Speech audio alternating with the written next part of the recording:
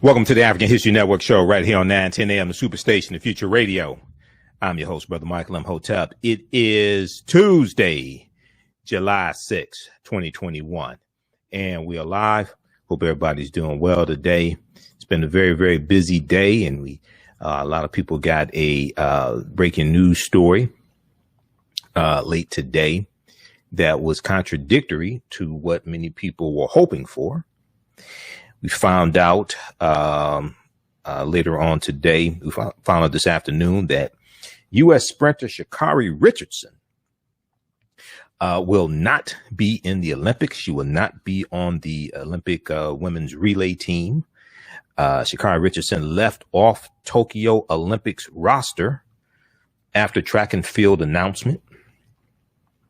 So this is very disappointing for many people. Now, you know, we talked about this on Friday's show. I was on Roland Martin Unfiltered on Friday, July 2nd, and we discussed this with Sha'Carri.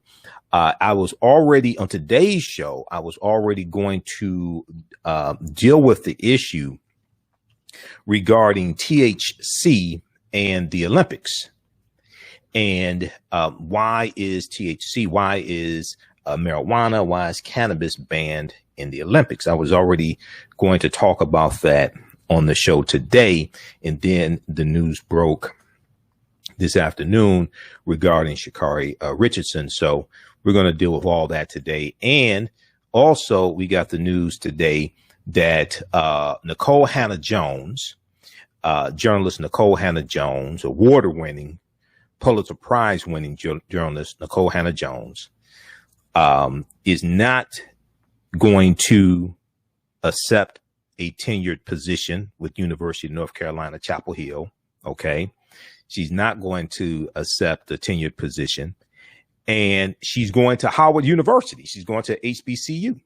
Okay. And along with her is going to be Pulitzer Prize winning journalist Ta-Nehisi Coates. Also, Ta-Nehisi Coates is going to Howard University as well. He's going to be a professor at Howard also, and they're going to educate the next generation of African-American journalists. All right. So we're going to talk about that on today's show. We know this morning on CBS this morning, she was interviewed. Gayle King interviewed Nikole Hannah-Jones, and she revealed on the air that she was not going to accept the position with University UNC. Okay, and this was a shock for many people. And you know, we've been talking about how she was denied tenureship. She's more than qualified to be a tenured professor, but also we're dealing with conservatives on the board there, the board of trustees, conservatives on the board of UNC, who were blocking her from becoming a tenured professor because, specifically because of the 1619 project that she spearheaded. So this is backlash. This is part of that conservative backlash, specifically white male conservative backlash against teaching history, against dealing with a history that many of them don't want taught. Okay. And this is what happened. So she did a one up on them. She did one better on them. And she really did a Della Reese on them. You know, because I was watching the interview today, and I got to bed like really late. The show yesterday's show ended up being 2 hours. So I was up late in the morning editing the video. We talked about, Frederick Douglass' speech from, July 5th, 1852, the meaning of, the 4th of July for the Negro, and what to the slave is the 4th of July. And we dealt with that. And we talked about the Declaration of Independence and why is the 4th of July? Why is the 4th of July Independence Day when they voted on the Declaration of Independence on July 2nd, but it wasn't adopted to July 4th in the debate over slavery with Thomas Jefferson accusing King George III of taking advantage of enslaved Africans, things like this. And I said, if that's not the pot calling the kettle black, I don't know what is. But go watch yesterday's show, okay, here on our Facebook fan page, The African History Network, and my YouTube channel, Michael Imhotep. So I was up late editing video, and we had that video rebroadcasting on our channels. So we had that from yesterday, and I was watching the video. I watched it. I didn't watch it live this morning on CBS this morning. I was watching Morning Joe, but I saw the video of it, the interview. Okay. And I said that Nikole Hannah-Jones did a Della Reese. Okay. You know, I'm not talking about Della Reese touched by an angel. I'm talking about Della Reese from Harlem Nights. Okay. I'm talking about that Della Reese, because you remember the scene in Harlem Nights when they come out of the jail and she told him to kiss her entire behind, kiss my entire ass. Right. That's what Nikole Hannah-Jones did to the University of North Carolina, Chapel Hill. Okay. After they put her through all that, and then they finally voted to give her tenureship. It was 9-4 vote. You had students African-American students who were protesting. They wanted her to get tenureship, all this stuff. After how these white people mistreated her, okay, she did a Della Reese on, right? Well, so later on today, right, I'm going through my daily routine and doing research. Guess whose birthday it is today, right? It's Della Reese's birthday today. So Nikole Hannah-Jones did a Della Reese on Della Reese's birthday. All right. It's Della Reese's birthday. Della Reese was born July 6, 1931. She passed away November 19th, 2017. The great Della Reese. Now, so see, Della Reese did Touched by an Angel, but you remember before Touched by an Angel, she was I am in charge of the girls. Am I in charge of the girls? I am in charge of the girls. She was in Harlem Nights, right? With Red Fox and Richard Pryor. This is before she was playing an angel. Okay. So I saw that interview today with Nikole Hannah-Jones. I said, she did a Della Reese on them. Okay. Now they probably don't know. They probably haven't seen Harlem Nights. You know, the white people on the board, they probably haven't seen Harlem Nights, but they know who Della Reese is. So we'll talk about these stories on today's show. Now, on the African History Network show, we focus on educating, empowering, and inspiring people of African descent throughout the diaspora and around the world, because right knowledge corrects wrong behavior. What you do for yourself, what you do to yourself, and what you allow other people to do to you and get away with is based upon what you think about yourself. What you think about yourself is based upon what you have been taught about yourself. What you've been taught about yourself is based upon everything you read, heard, and seen about yourself. So when you control the radius of a man's or woman's thoughts, you can control the circumference of his or her actions, because the mind can't do or teach what it doesn't know. Now, we deal with a number of different topics here on the African History Network show. We deal with current events in history and politics, education, economic empowerment, entrepreneurship, relationships, love, sex, health issues, and much, much more. Sign up for our email newsletter. Text the word Kemet, K-E-M-E-T, to 22828. To sign up for our email newsletter, text the word Kemet, K-E-M-E-T, to 22828. To sign up for our email newsletter. Also visit our website, AfricanHistoryNetwork.com, AfricanHistoryNetwork.com, and sign up for our email newsletter there as well. All right. If you like this type of information, you can support the African History Network, $ TheAHNShow, through Cash App, $ TheAHNShow, through Cash App, or through PayPal, paypal.me. / TheAHNShow, paypal.me / TheAHNShow, as well. Okay.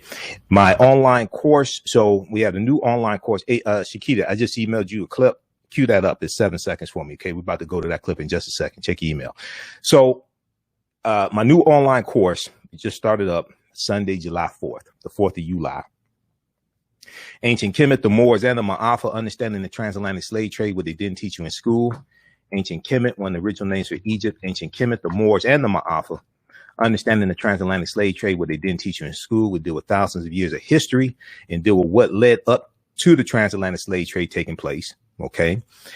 And this new class meets on Sundays, 2 p.m.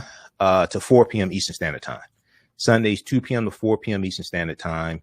We do the class live. All the sessions are recorded. You can go back and watch it over and over again. So if you go to our website, AfricanHistoryNetwork.com, scroll down the page, you see the information for the online course. Click on register here. It takes you to the next page. Click on enroll.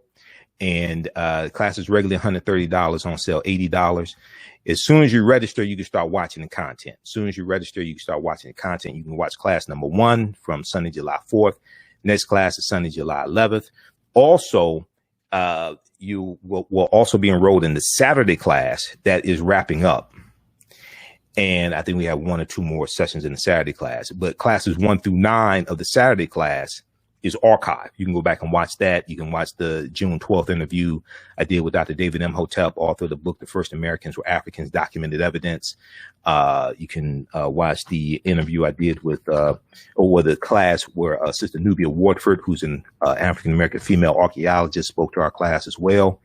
And we talked about the origins of ancient Kush and the African queens of antiquity. Okay, so we're going to post a link here. You can register for the class right now. As soon as you register, you start watching the content.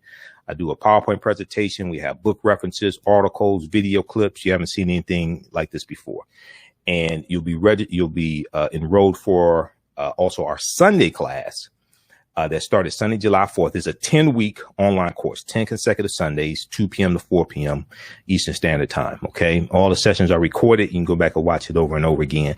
And as a bonus, you'll also get a digital download of the my Juneteenth lecture that I did June 16th, 2021. It's almost 2.5 hours dealing with the real history of Juneteenth. Let's go to this clip. Okay. So this is what Nikole Hannah-Jones did. She did a Della Reese. Let's go to this clip.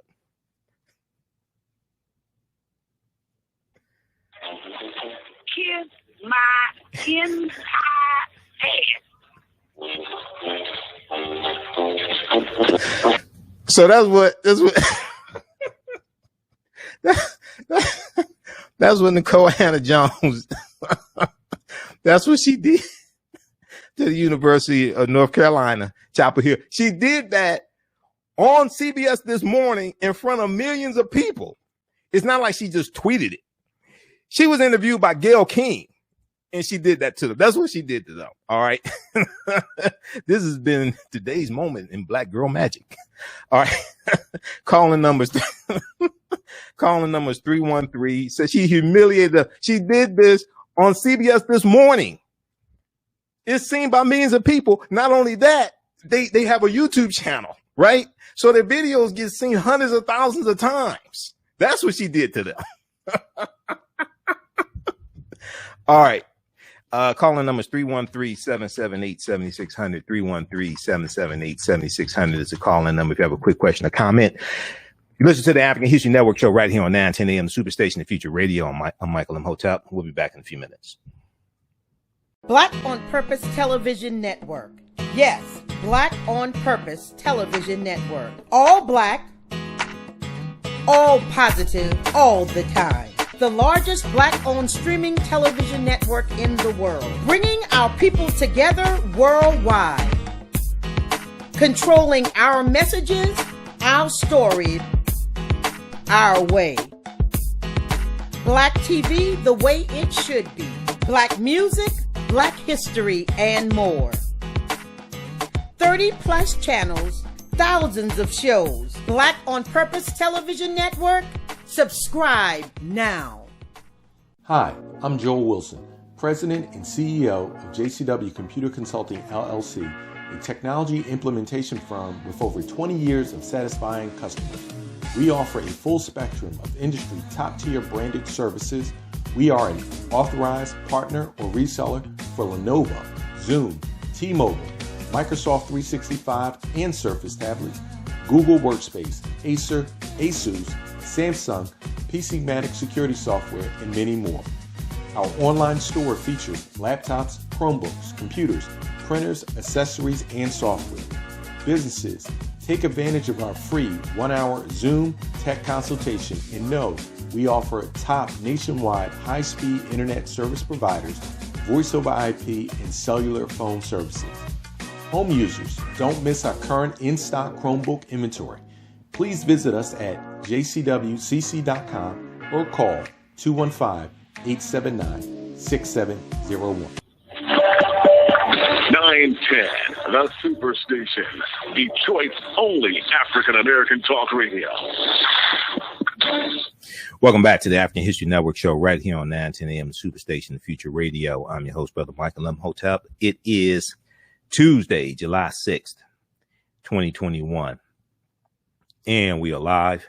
Calling numbers 313-778-7600. 313-778-7600 is the calling number if you have a question or comment. Okay, so right before the break, we were talking about Sha'Carri Richardson. Okay, Sha'Carri Richardson, and the news came out today that she's not going to be in the Olympics. She's not going to be on the Olympic relay team. Okay, I want to go to this clip here. So what we're going to do, we're going to go to this clip from NBC Nightly News. Then we'll talk about there's an article from NBC News and Today's Show that deals with the announcement that came out today. I was already planning to talk about why cannabis is prohibited in the Olympics. Okay, I was already scheduled to talk about that. Then this news broke today. So we're going to deal with that as well, because there's a whole lot of misinformation floating around. And the information is right on the U.S. Anti-Doping Agency's website. And we talked about this some on Friday's show as well. And you know, I'm amazed how. So if you watch this show, right, you see the research that we do, right? If you look at Joanne Reed's show, The Readout, I like Joanne Reed. Some of this stuff she's been saying lately is crazy, but I like Joy. Joy has about 60 to 70 people that work on her show. Producers, associate producers, people behind the camera, people all over the place, right? And I'm listening. I saw the interview that she did yesterday with, I think it was Bomani Jones. And it was just some erroneous things that she was saying that was just not true about this situation with Sha'Carri Richardson, trying to compare it to Michael Phelps and all this. First of all, she called him Brian Phelps instead of Michael Phelps. Then she said Michael Phelps tested positive for marijuana, and Michael Phelps never tested positive for marijuana. The picture of him smoking marijuana from a bong, that was 6 months, about 6 months after the 2008 Olympics. He was suspended for 3 months. Sha'Carri was suspended for 1 month. And then I saw Tiffany Cross this past Saturday on the Cross Connection with more misinformation. And, you know, I did let me see if we could pull up this tweet here. I did a tweet. I'm still waiting on a response from Tiffany. I like Tiffany Cross, but, you know, sometimes I think she tries to be too woke. And I've said before, a lot of times people confuse being woke with sleepwalking. But anyway, I did this tweet here. Let's see if we can find it. And this deals with, what date was that? It had to be July 3rd. This deals with what's on the Anti-Doping Agency's website. We're going to go to clip one, Shakita. We're going to go to clip one here just a second. I just want to show this this tweet here. This one right here, July 3rd, Saturday. I think it was Saturday, July 3rd. Let me flip over to my Twitter page. So this is what I tweeted. I was watching a show, and she's talking about Tiffany Cross. She was talking about Sha'Carri Richardson. And as I said before, you know, I was hoping that in the appeals process, Sha'Carri would get a break and race in the 100 meters. I was hoping she'd be on the relay team, but you have to understand, if they put her on the relay team, then, well, number one, in reading the article from the New York Times today, the decision was already made who was going to be on the relay team before her positive test results came back for marijuana. So if they put her on a relay team, that means they're going to knock somebody else out who played by the rules and didn't have a positive drug test to put her on the team. So that's not going to happen. But here's what I said. At Tiffany Cross, I said, I'm watching your show, the U.S. Anti-Doping Agency, at U.S. Anti-Doping. On their website says, quote, cannabis can be performance enhancing for some athletes and sports disciplines, end quote. It's right on their website. Under they have frequently asked questions dealing with marijuana. It's right on their website. The whole policy is explained. I said, all things considered, however, I think Sha'Carri Richardson should get a break. But if you look at this here, and we're going to talk some more about this. If you look at this, now this is right from their website. Now, see, what I don't understand is, and it's not specifically for Joy and Tiffany, is the other people in media. They got all these people running around working for them. I don't have none of that. It's just myself and Shakita. And Shakita runs the boards and answers the phones. I'm the one that does the research. So if we look at this here, why are cannabinoids on the WADA prohibited list, World Anti-Doping Agency, and then the U.S. Anti-Doping Agency follows the protocol of the World Anti-Doping Agency. So, number one, there was a 2011 World Anti-Doping Agency published a study. They published a paper in Sports Medicine discussing the reasons marijuana and cannabinoids meet the criteria to be banned, to be on the prohibited list. There are different reasons. Below are excerpts from this publication that address the three criteria. And can I blow this up? Well, I can blow it up on their website. Let me see. This is let me see. Y'all can't see this. So what I'll do, it's on their website. Let me flip over to the website. Right here. On their website,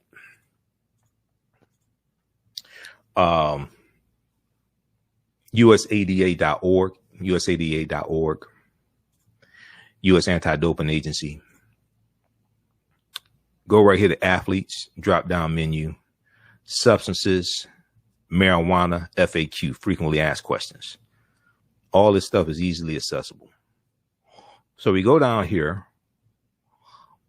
answers to common questions regarding marijuana and cannabinoids. What are cannabinoids? What is marijuana?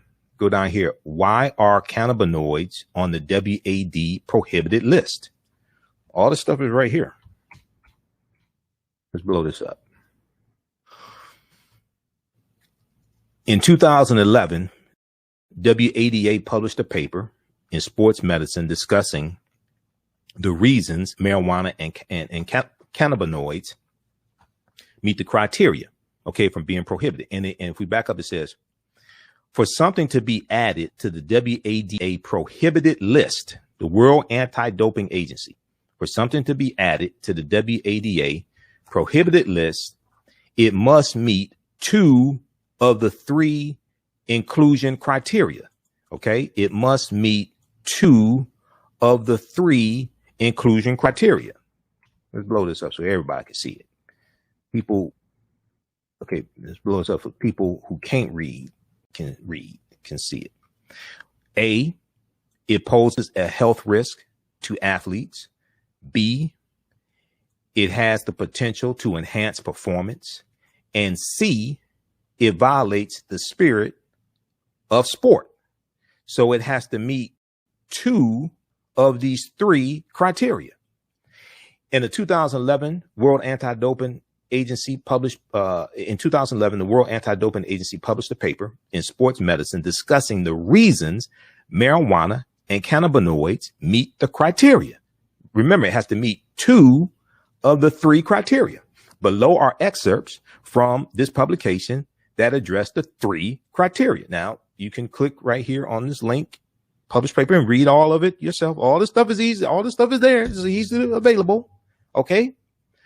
1, athletes who smoke cannabis or spice in competition potentially endanger themselves and others because of increased risk taking slower reaction times, and poor executive function or decision making. So they talk about the risk to the athlete and other athletes potentially around them. They talk about the risk. 2, based on current animal and human studies, as well as on interviews with athletes and information from the field, cannabis, this is right on their website. Okay. All the athletes know this. They know this all up front.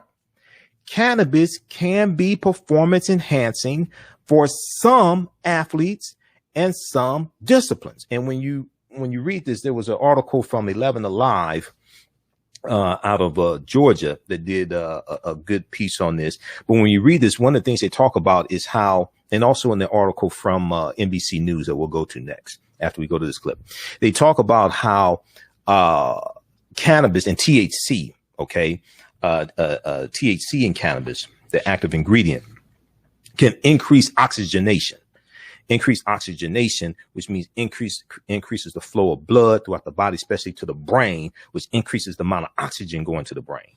Okay. So, and then also in the piece, I'll show you this in just a minute, the piece from 11 Alive, they talk about how cannabis can help in recovery from workouts and recovery from injuries, things like this. So it's a number of different things here why it's on the list. So people say, oh, it's legal in Oregon, legal in the states, legal in that state. They don't have nothing to do with this. Like I said Friday, it's just like when you were a child and you want to tell your parents, oh, my friends could stay out late, my friends could do this, my friends could do that. And your parents say, what? That don't have nothing to do with the laws in this house.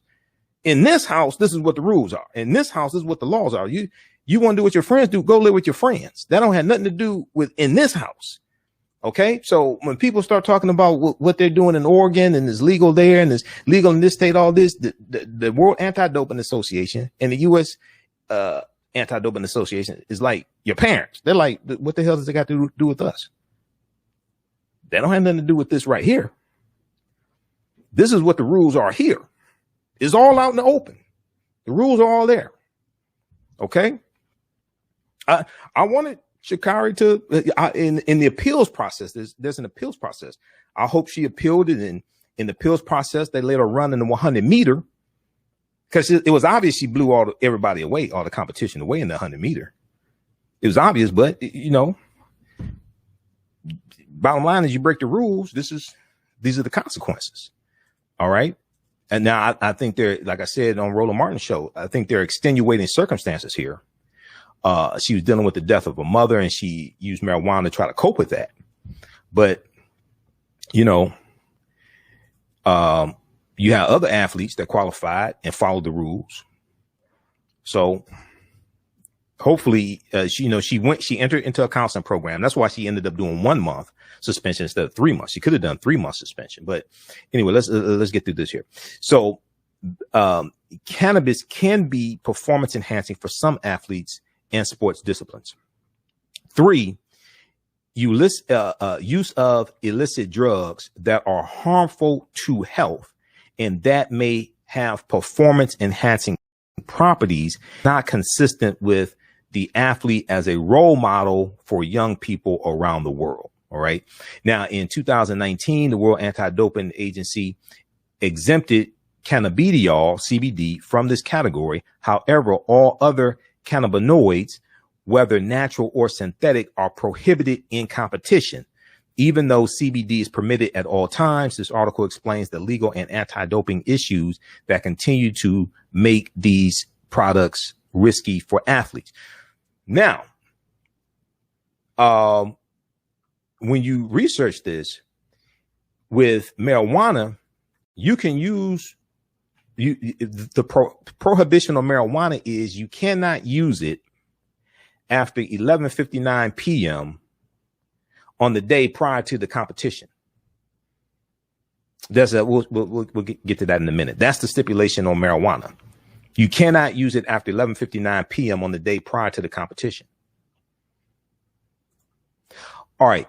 I want to go to clip number 1 here. We'll post this link here. All this information is out there. This is why I'm listening to people on MSNBC. I'm like, all these white people you got running around working for you, and you don't know this. And I'm watching this stuff this weekend, and I'm like, wait a second, hold on. They got this article right here on NBC's website that deals with this information. Advocates say THC does not enhance sports performance. So why is it banned? It goes through, it explains it, has information about the anti-doping agency, World Anti-Doping Agency. I'm like, I don't work for NBC or MSNBC. How did I know this? And I'm looking at people on MSNBC that are talking like this article don't exist. So, okay. All right, let's go to clip 1. Sha'Carri Richardson will not compete at Tokyo Olympics.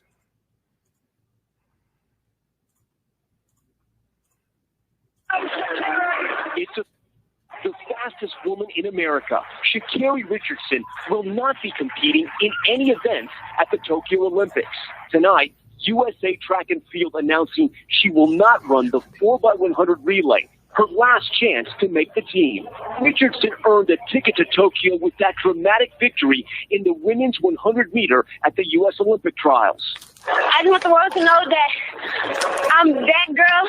But following that jubilation, the 21-year-old tested positive for marijuana, a banned substance. I know what I'm supposed to do. I'm allowed not to do, and I still made that decision. Richardson was suspended for a month and disqualified from running the 100 meter at the Olympics. Her suspension ends before the relay. More than 500,000 people signed an online petition to let Sha'Carri run. Tonight, USA Track and Field saying they support reevaluating the rules surrounding marijuana use.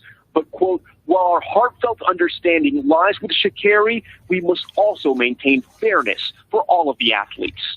As Tokyo puts the final touches on the Olympics, this news no doubt will disappoint fans. But Richardson has vowed to come back stronger, promising to be a world champion next year. Okay. All right. Thanks, Shakita. So I know she'll be back. She'll be back. I think she learned from this. And this also deals with mental health and having the proper knowledge of how to deal with traumatic experiences without resorting to using substances to deal with tragedies in life and things like this. And I'm not blaming her for using marijuana. She knew the rules. She said she knew better. She did it anyway. She's dealing with the death of her mother. It's something traumatic. She's 21 years old, already dealing with a lot of pressure. So, but we have to see the other part of this. And as I've said before, I've never used marijuana. I don't use any drugs. I never use marijuana. Don't use edibles, none of that stuff. Because I understand. See, that's how they get you also. Because I used to work for a job placement agency, and we had a lot of people, like 95% of our clientele were African Americans. We had a lot of people who couldn't get placed in the jobs because they couldn't pass the drug test. They couldn't pass the drug test. They had the qualifications to do the job, but they couldn't pass the drug test. So this is one of the ways that they get you also. And we have to be really, first of all, marijuana usage has been marketed to African Americans for over the past 30 years through negative corporate controlled hip hop. See, we have to understand this. Okay. Just as the British flooded, Hong Kong with opium. Okay. Just as, Europeans flooded Native Americans with alcohol. We have to look at how marijuana has been used to attack us. And I understand Harry J. Anslinger, 1937, first chairman of the National Narcotics Commission. And Harry J. Anslinger testified in front of Congress that white women craved black men sexually when white women were high on marijuana. And he had a war on drugs, Harry J. Anslinger. It's the same Harry J. Anslinger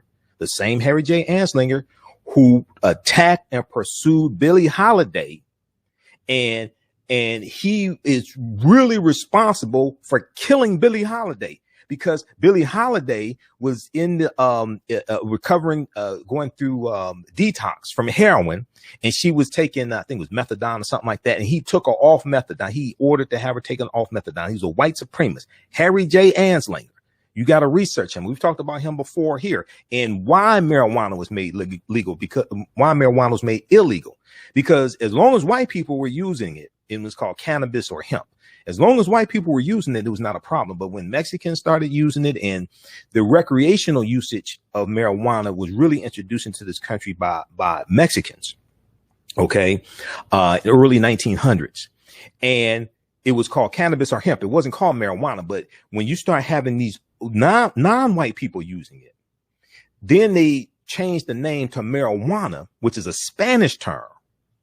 And all of the antipathy and hatred that a lot of people in this country had for Mexicans got associated with the term marijuana. They're reframing how people think about it. And then Harry J. Anslinger launches this war against marijuana. He lies in this testimony to Congress, okay? And they institute the marijuana prohibition tax in 1937, which basically makes it illegal except for medicinal purposes. This is why, see, when people say, oh, sometimes when I hear radio shows or discussions and they talk about why, whether or not marijuana should be legal or not, my argument is you're not asking the right question. The first question you should ask is, why was it made illegal when it was legal for such a long time? As long as white people were using the drugs, it was all right. It's just like cocaine. Cocaine used to be legal in this country. As long as white people were using cocaine, there's not a problem. When African Americans started using cocaine, then you get articles like February 8th, 1914 from the New York Times. The article dealing with what is it? Negro cocaine fiends. Negro cocaine fiends are a new Southern menace. Okay. Let me pull up this article from the New York Times. It's over 100 years old. See, when you start studying, I was doing a lecture in 2016 dealing with the history of the war on drugs. And it was specifically dealing with Richard Nixon's war on drugs that he declared June 17th, 1971. Okay. So when I hear people talk about the war on drugs and the crime bill, I notice you don't talk about Richard Nixon, who's a Republican. And that's where the war on drugs started in the modern day. It started with Nixon. U.S. prison population quadruples from 1970 to 1993. It goes from about 300,000 to 1.3 million. If you go to bjs.gov, Bureau of Justice Statistics, the information is there. Okay. So when, let me try to pull this one up here. This is a famous article from the New York Times, February 8th, 1914. This is the year before the movie The Birth of a Nation came out. Okay. Birth of a Nation debuted February 8th, 1915. This article right here, let me flip over to it. This is why we have to understand history. I'm all for marijuana being legal, but just like alcohol is legal, I don't use either one of them. It should be legal, but we got to be smarter than to use that, because they target our communities with it to trap us. Just like if we talk about a liquor store on every corner, then what do you think the marijuana dispensaries in our communities are doing? If we talk about a fast food restaurant on every corner, and across the street from that is a liquor store, and then now you got a marijuana dispensary down the street, you have to understand how you're targeted. Negro cocaine fiends are a new Southern menace. Murder and insanity increasing among lower class blacks because they have taken to sniffing since deprived of whiskey by prohibition. Now, this is a big article. This is a famous article from the newspaper of record, the New York Times, February 8th, 1914. If you don't understand history, you're going to be totally oblivious to this. If you don't understand history, you're going to be totally oblivious to this. Research this. And there have been other articles like the one from The Nation that was written that was written a few years ago that still talks about this article as well. Okay. And see, and one of the things they were talking about in this article, and at the time in 1914, and this is the year before the Great Migration starts in 1915, right about 1915. This is at the beginning of World War I, 1914. World War I, 1914 to 1918. This is 5 years before the Red Summer in 1919, when you had over 25 major race riots in this country, like the Elaine, Arkansas race riot. In Elaine, Arkansas, we had over about 200 African Americans killed, and the one in Chicago. Okay. One of the things that they're asking in this article, and at this time, they're asking, do police officers now need to carry a 45 caliber handgun because a 38 is not powerful enough to kill a Negro high on cocaine, a Negro male high on cocaine? Because one of the things they were talking about is, are these black men going to start raping white women when they're high on cocaine and they have superhuman strength? What do we do? How do we deal with them? And then the next year, exactly 1 year to the date, February 8th, 1915, a movie comes out called The Birth of a Nation that tells how you deal with it. The Birth of a Nation shows the rise of the Ku Klux Klan, and it shows the Ku Klux Klan as being heroes because it shows the Klan rising up to put down a rebellion of former Union Negro soldiers, because the movie deals with slavery, the Civil War, and Reconstruction. And it shows them rise. It shows the Klan rising up to put down this rebellion of Union Negro soldiers after the Civil War is over with. But the movie also calls race riots in the streets, and it showed black men trying to rape white women in the movie, The Birth of a Nation. It debuted February 8th, 1915. For the first 30 days the movie was out, it was called The Klansman. Well, why was the movie called The Klansman? Well, because it was based upon a novel by a man named Reverend Thomas Dixon, and the name of the novel was called The Klansman. In 1915 was the 50th anniversary of the founding of the Ku Klux Klan, which was founded December 24th, 1865 in Pulaski, Tennessee, about a week or so after the 13th Amendment to the U.S. Constitution was ratified and adopted.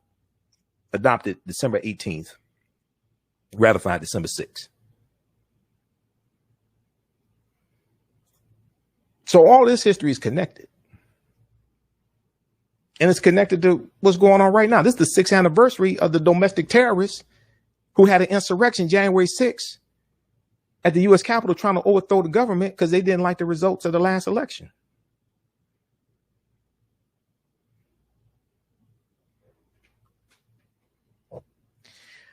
Okay, so let's go back to Sha'Carri. I want to look at the article here from, okay, so we showed that one from the New York Times. Let's look at this one here from the Today Show, the Today Show very quickly.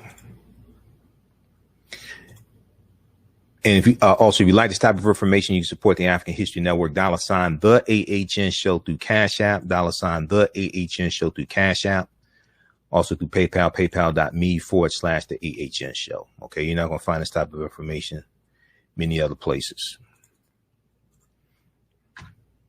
So let's look at this from the Today Show. We know Friday, July 2nd, Sha'Carri was interviewed on the Today Show talking about her positive test results. Sha'Carri Richardson left off Tokyo Olympics roster after track and field announcement. Richardson, 21, is serving a month-long suspension after she tested positive for THC, the chemical found in marijuana. Could have been 3 months, because that's what Michael Phelps got. Michael Phelps got a 3-month suspension. Track star Sha'Carri Richardson will miss the Tokyo Olympics after U.S. track and field said Tuesday she would not be a member of the women's 4x100 meter relay team. In a statement, the organization said it is incredibly sympathetic towards Sha'Carri Richardson's extenuating circumstances and strongly applaud her accountability and will offer her our continued support both on and off the track. Now, Richardson, 21, was suspended from the U.S. Olympic team on June 28th after she tested positive for THC, a chemical found in marijuana.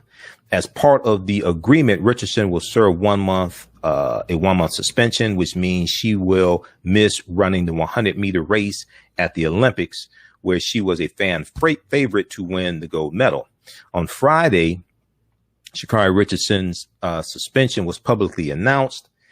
U.S. Track and Field in a statement said in a statement that the track star's, quote, situation is incredibly unfortunate and devastating for everyone involved. Now, the decision prompted outrage on social media from people who wondered why the sprinter was being suspended for using marijuana, a drug typically known for its relaxation effects and which does not cause someone to run faster. Apparently, they didn't read the information on the U.S. Anti-Doping Agency's website because all the information is there. So apparently they didn't read it.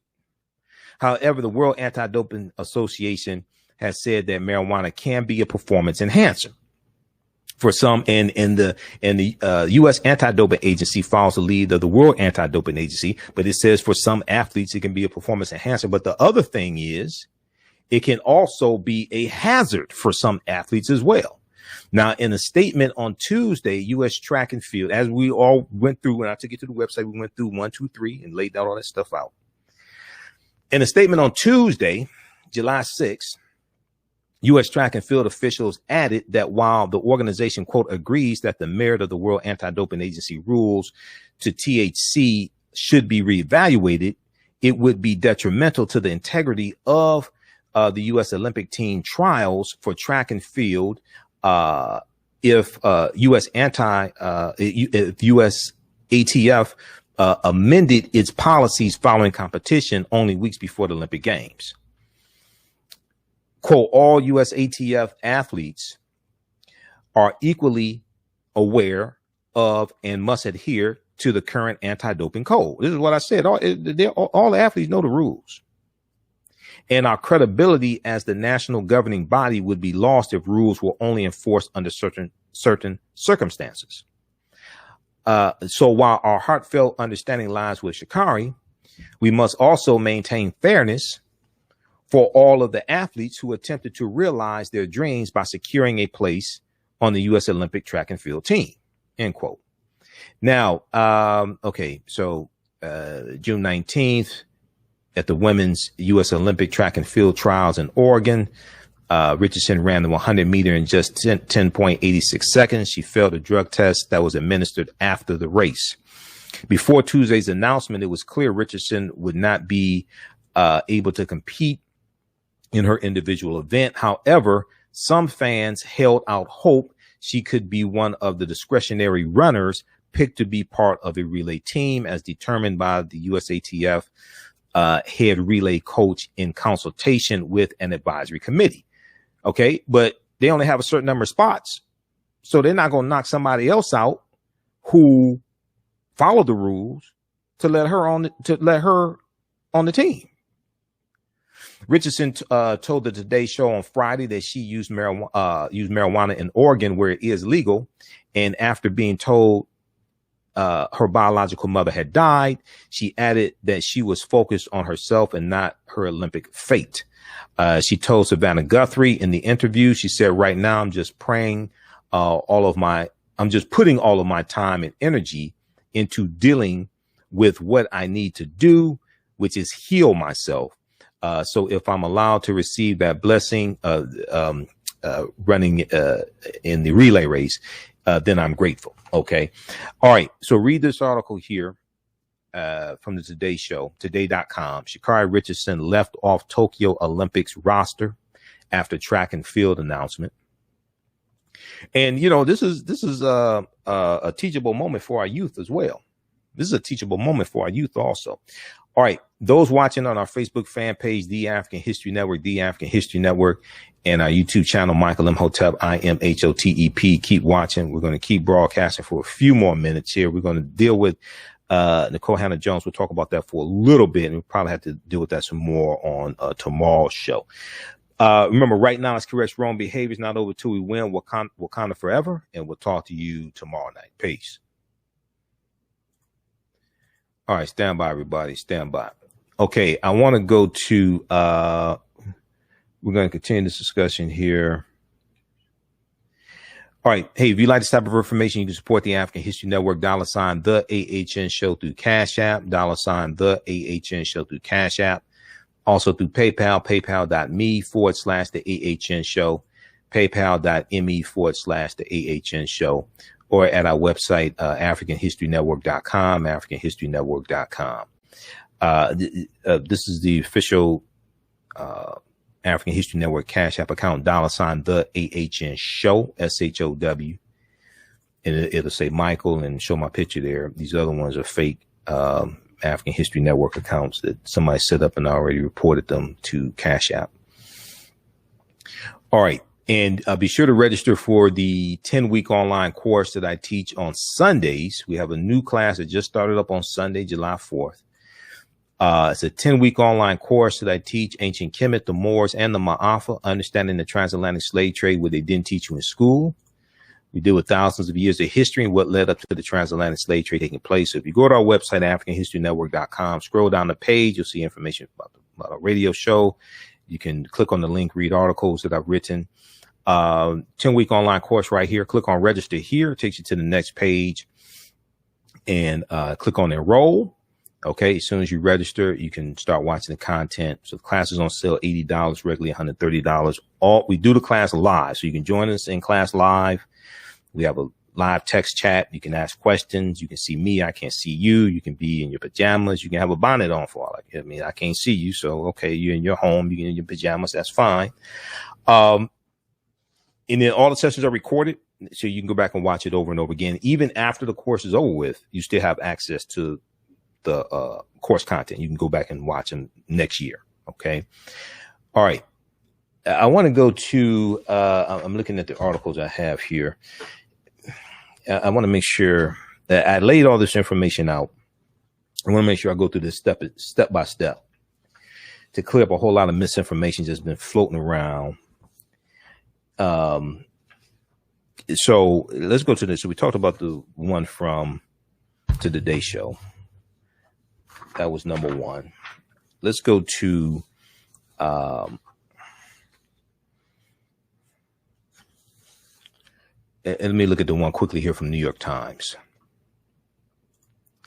Just a second here.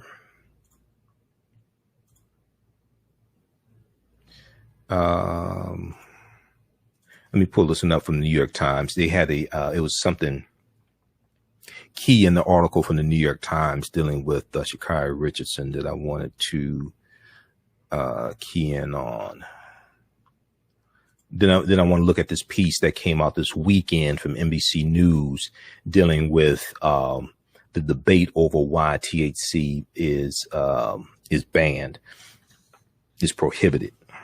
And you'll have substances that are prohibited for different reasons. It's not all because it can be performance enhancing. It could also be because something is deemed as potentially harmful to athletes, either them or athletes around them as well.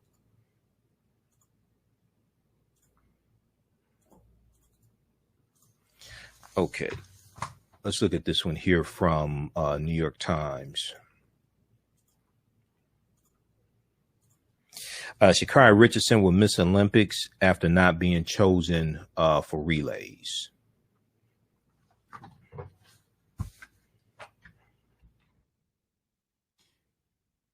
Okay, there was a specific part of this that I wanted to zoom in on.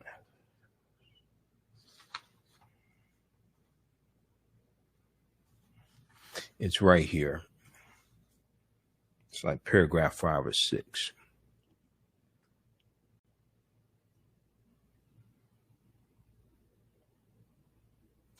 Richardson, 21, the fastest American woman, was suspended for 30 days for the drug violation, and her victory in the 100 meters at the trials was invalidated June 19th. To make the U.S. team in a track and field event, an athlete must finish in the top 3 in the trials meet and have met the Olympic standard. However, track officials are able to pick at least 2 athletes for the relay, regardless of their performance at the trials. Because the Olympic relay is scheduled to take place after Richardson's suspension ends, she could have been named to the team. But the coaches had already selected the members of the relay squad and had informed those runners of their placements before Sha'Carri Richardson's positive test became public. So if they already told the people, or already told the women that you're going to be on the relay team, they're not going to then kick them, take one of their spots to give it to Sha'Carri, who tested positive for marijuana, and the other ones played by the rules. That's not going to happen. But the coaches, this is why you have to read. You're not going to see this in memes floating around on social media. But the coaches had already selected the members of the relay squad and had informed those runners of their placements before Sha'Carri Richardson's positive test became public.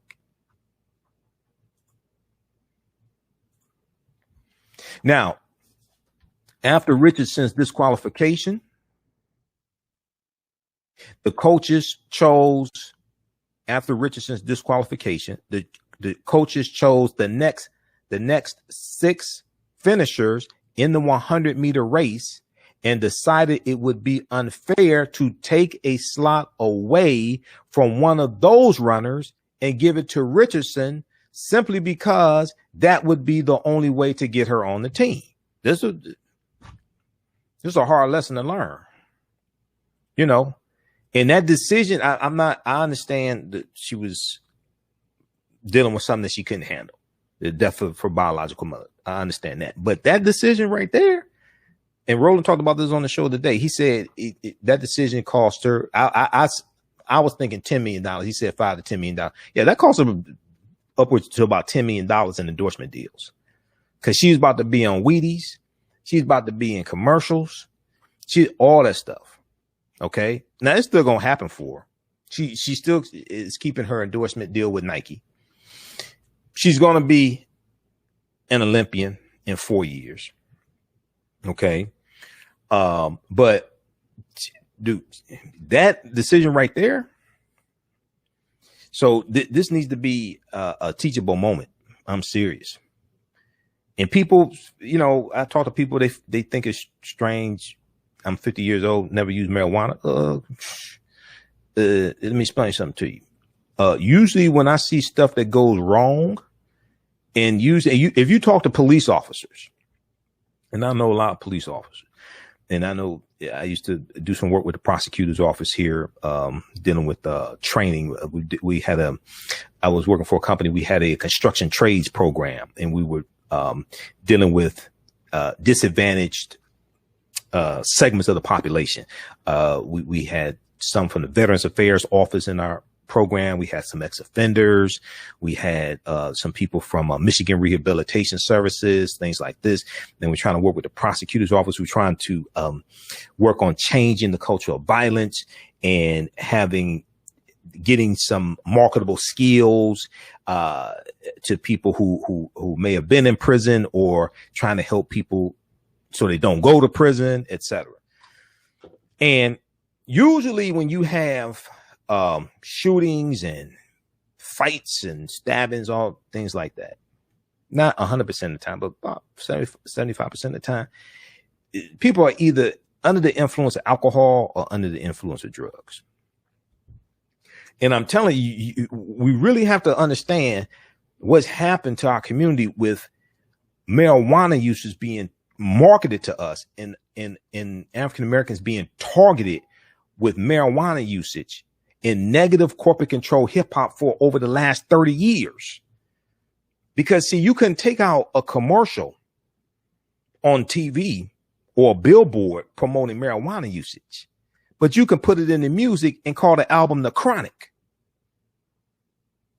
And chronic is not just marijuana. It's a more potent form of marijuana.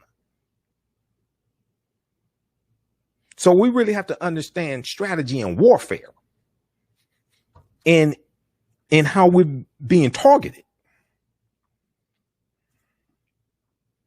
That's why I don't mess with none of that stuff. So also the organization's selection criteria do not include a provision for that sort of substitution. Okay, so that's what I wanted to focus on, that information right there. Okay, read this article here from New York Times. Sha'Carri Richardson will miss Olympics after not being chosen for relays. Okay. Now, once again, marijuana should be legal.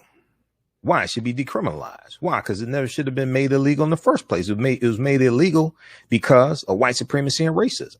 As long as white people were using it, it wasn't a problem. But we got to be smart enough to know don't use it. Just like prohibition for alcohol didn't work. Alcohol should be legal, but we got to be smart enough to know how it's being used against us. Because see, the prohibition really gave rise to the Al Capones and the Frank Nitties and the Italian mafia and the Jewish mafia as well. Because here in Detroit, 80% of the illegal alcohol that came into the U.S. came from Canada into Detroit, and that was controlled by a gang called the Purple Gang. It was the Jewish mafia, the Purple Gang.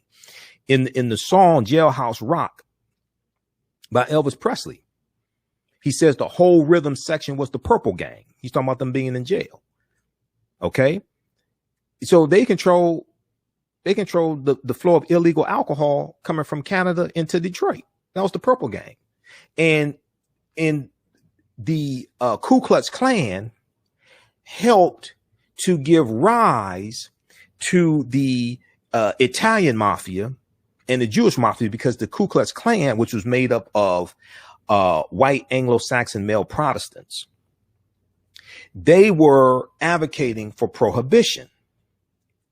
Because a lot of the alcohol, the white Anglo-Saxon Protestants, Anglo-Saxons basically coming from England, because England is named after the Anglos. The Anglos and the Saxons were two groups of Germanic people who go into England. The Anglos, the Saxons, the Jutes, they go into England. They conquered the Irish. Ireland becomes a colony of England in the 12th century AD. And the Anglos and the Saxons are going to come here. Well, they were against a lot of these other Europeans, the English, the Greeks, the Germans, things like this. And so a lot of the illegal alcohol, etc., it was a lot of these other European groups that were involved in making and selling a lot of this illegal alcohol, like Germans and things like this. So the white Anglo-Saxons, the Ku Klux Klan, they were against that, and they advocated for prohibition. But then prohibition is going to give rise to the Italian mafia.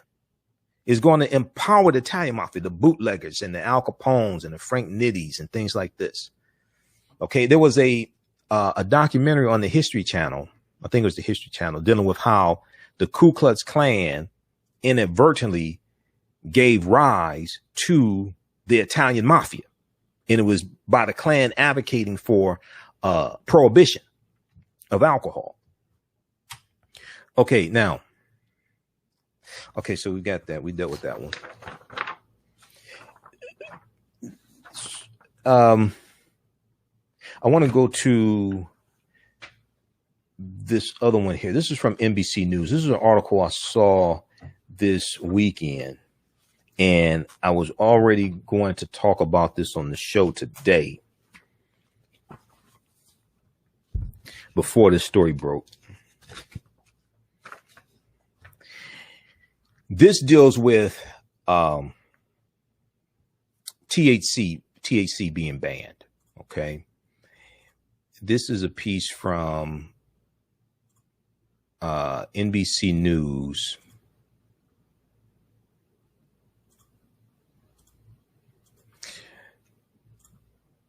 This one here is advocates say THC does not enhance sports performance. So why is it banned? Advocates say THC does not enhance sports performance. So why is it banned?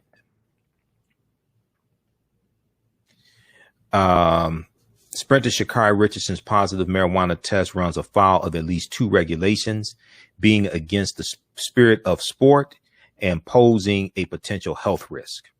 Because when she tested positive, she was not, the official reason was not that she was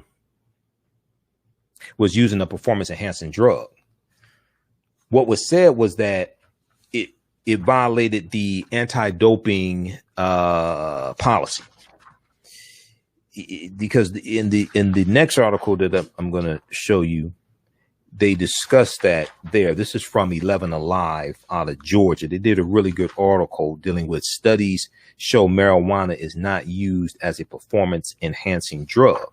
But then they deal with other reasons why marijuana is prohibited. Okay. And anti-doping rule violation. That's what it was. Let me pull this one up here. I'll show you this quickly, and then we'll come back to this one. Let's go to this here. Where's that one? 11 Alive. Okay. So you see why I got to bed late, because I'm doing research, pulling together all this content for today's show.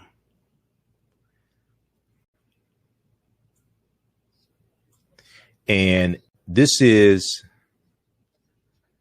some of the information. Hold on. Why is this? This article here. This is the next one I'm going to go to. I just want to show you something quickly in this one. This is from 11 Alive out of Georgia. Study shows marijuana is not used as a performance enhancing drug, but that's just only one reason why a drug can be banned. But if we go to page 3 of this article, what we found, so they cite their sources: National Library of Medicine, Clinical Journal of Sports Medicine, World Anti-Doping Agency, U.S. Anti-Doping Agency. What we found, go to the second paragraph under what we found.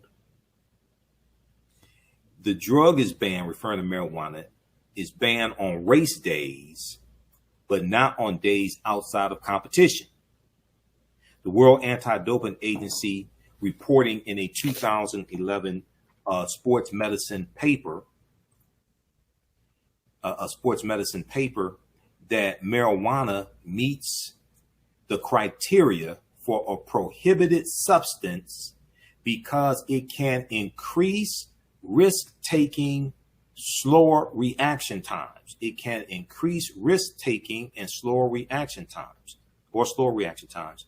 and result in poor executive function or decision-making. So we go back to the U.S. Anti-Doping Agency's website, and I showed you 3 reasons why, the 3 reasons, and 2 of the 3 reasons had to be met for a substance to be prohibited. The paper further states, based on current animal and human studies, cannabis can be performance enhancing for some athletes and some disciplines.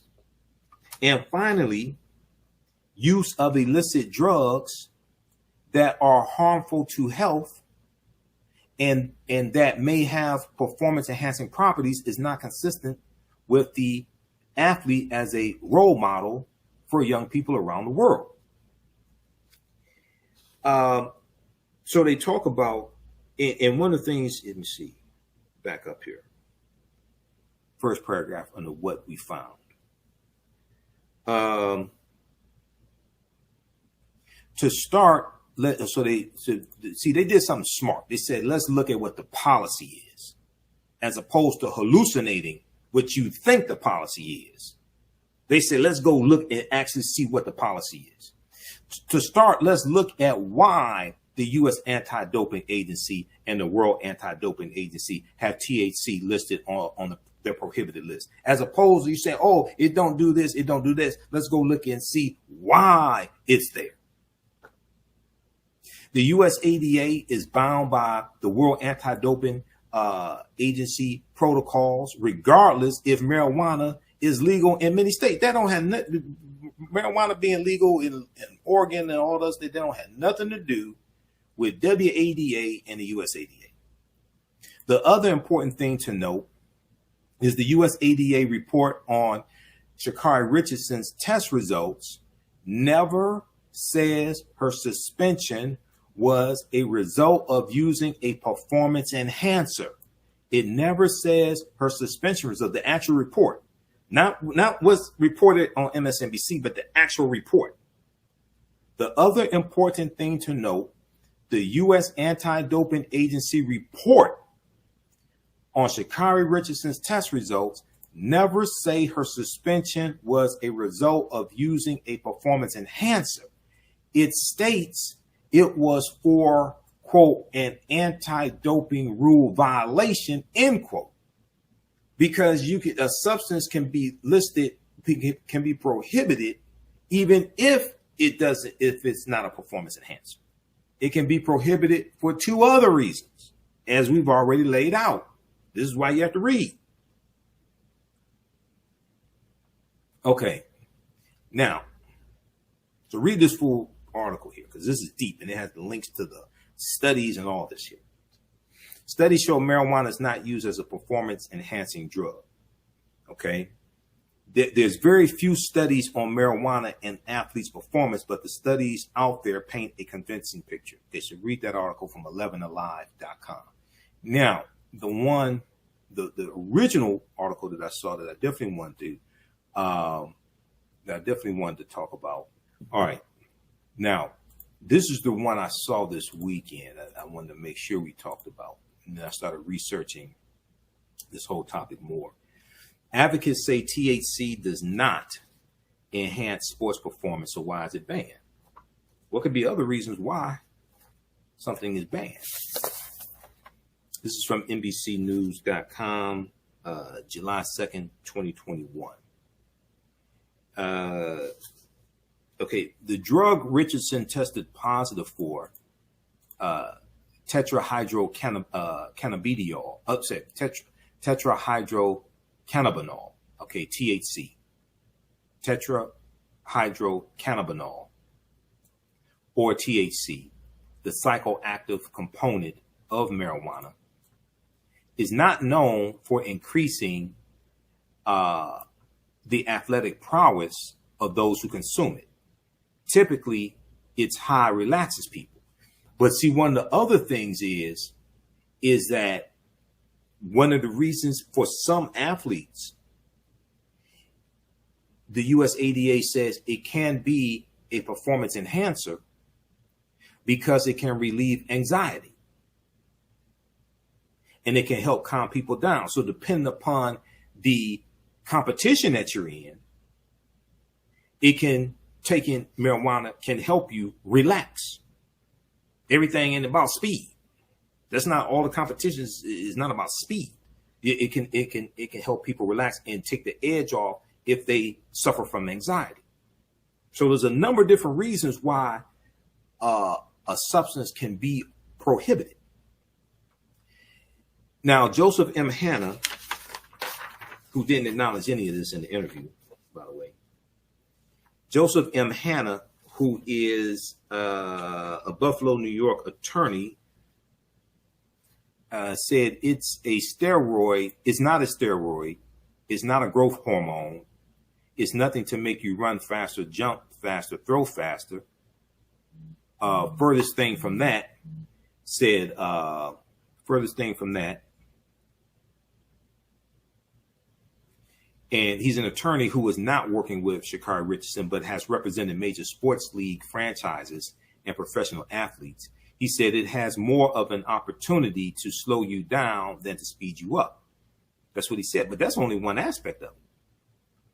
Nonetheless, that's end quote. Nonetheless, marijuana is on the World Anti-Doping Agency's lengthy list of prohibited substances, which are either banned from use entirely by athletes or banned during competition periods.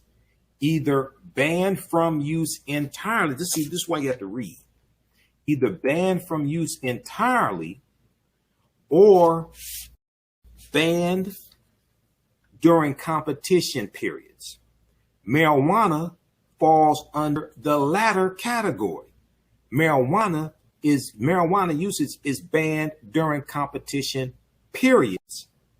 Is not banned entirely. Meaning, marijuana is prohibited from being used from 11:59 p.m. on the day before a competition through the end of a competition. So all the people that said marijuana, why is it banned, all this stuff, none of them said this. This is why you have to read. This is why that simple Simon as like social media, hot topic BS I don't deal with. We do research here. This is serious work. Marijuana falls under the latter category, meaning it is prohibited from being used from 11:59 p.m. on the day before competition through the end of a competition. See, this is why I was already scheduled, had already had the show laid out and was already going to discuss this today, to go through, break this stuff down, because I was researching this over the weekend. To be on the list, a substance must meet at least two of the following criteria, which we already talked about because I showed it to you on the U.S. Anti-Doping Agency's website.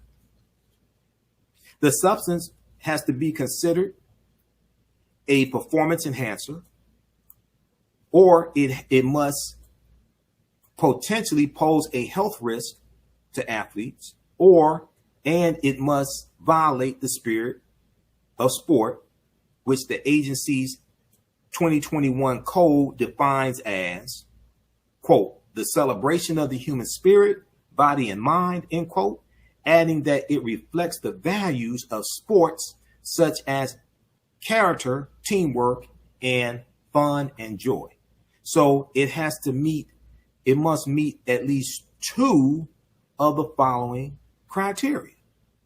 So it doesn't have to be a performance enhancer, or it doesn't have to be really listed as a performance enhancer, generally speaking, to be a banned substance.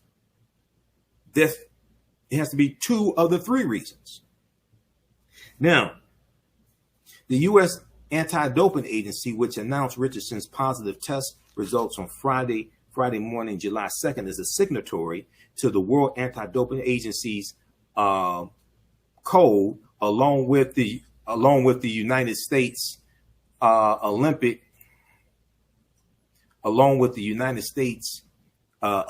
and Paralympic Committee. That means it follows the rules set forth by the global organization. Once again, because it's legal in this state or that state or that state, don't have nothing to do with this here. All right, page 3. Because I got my notes here. I've gone through, read all these articles, have my notes here, so I know exactly what to go to. Richardson consumed THC in the state of Oregon, where recreational marijuana is legal. But Oregon's law, they're telling you right here, Oregon's law has no bearing on World Anti-Doping Agency rules, and therefore not on U.S. Anti-Doping Agency rules either. It's just like alcohol is legal. But if you're a pilot on Southwest Airlines, you can't show up to work drunk. And then your excuse is alcohol is legal. What the hell's that got to do with this? That don't have nothing to do with this here because it's legal. Neither the U.S. Anti-Doping Agency nor the World Anti-Doping Agency responded to questions from NBC News about whether THC was currently considered to be a violation of all three of the criteria on the prohibited substance list. But it don't have to be a violation of all three criteria. It just has to be a violation of two of the three criteria. So I don't even know why they asked that question. It doesn't have to be a violation of all three of the criteria. It just has to be a violation of two of the three criteria. In a 2011 paper, the World Anti-Doping Agency argued that smoking cannabis was a performance enhancer because it improves, see, this is what I was saying, it improves oxygenation and decreased anxiety ahead of competitions. It ain't just about running faster. That ain't all the damn competitions. You got curling and you got competitions that, you know, you need to be slow. You need to be relaxed. All of them ain't running fast. Well, curling is winter. Curling is winter, but this still applies then too. You can't be skiing high, or you can't. It's the same rules. You can't. It's still banned if you skiing or what have you. In a 2011 paper, the World Anti-Doping Agency argued that smoking cannabis was a performance enhancer because it improves oxygenation, which deals with increasing the flow of blood through the body and increases the flow of blood to the brain. It improves oxygenation and decreased anxiety ahead of competitions. So it can calm people down who are anxious. It can calm them down, help take the edge off. Now, Stephen Hawkins, the interim president of the United States Cannabis Council, a trade group seeking to legalize cannabis in the U.S., called the 2011 report absurd, arguing there was no empirical evidence that THC enhanced athletic performance and excoriating the claim that it posed a health risk.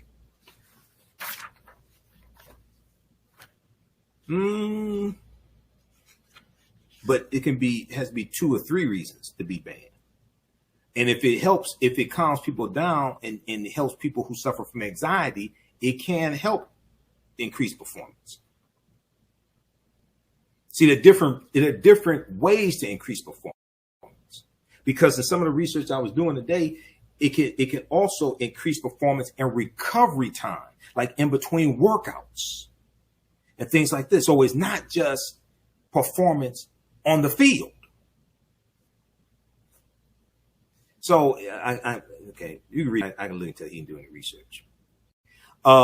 He's talking about if an athlete likes a drink, that is a health risk. If an athlete smokes cigarette, that poses a health risk. Blah blah blah.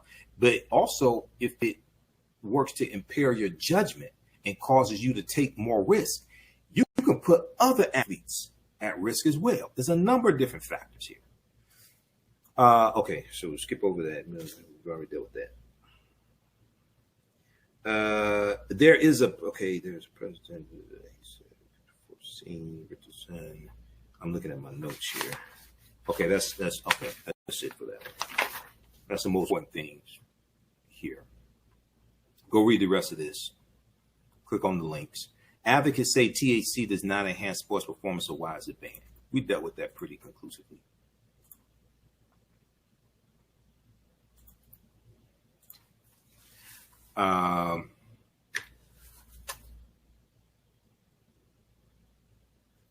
Okay, so we posted the link for that article there. So read that one. We dealt with that one. Now, 11 Alive had a really good, they even had a better article than NBC News. And I'm looking at these here. We'll make sure I get through these. Okay, this is the last article. We looked at it briefly. Studies show marijuana is not used as a performance-enhancing drug. There's very few studies on marijuana and athletes' performance, but the studies out there paint a convincing picture. This is from 11alive.com. Can I close out this video?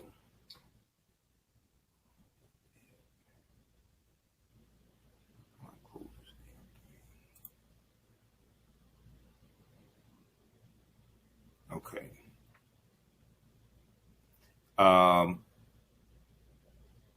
me see. Let me go. I want to go to the most important part. I want to go to is here.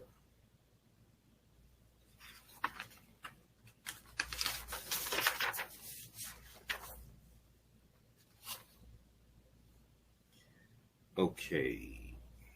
Let's scroll down. So the list of sources here: National Library of Science, Medicine, the National Library of Medicine, Clinical Journal of Sports Medicine, World Anti-Doping Agency, U.S. Anti-Doping Agency.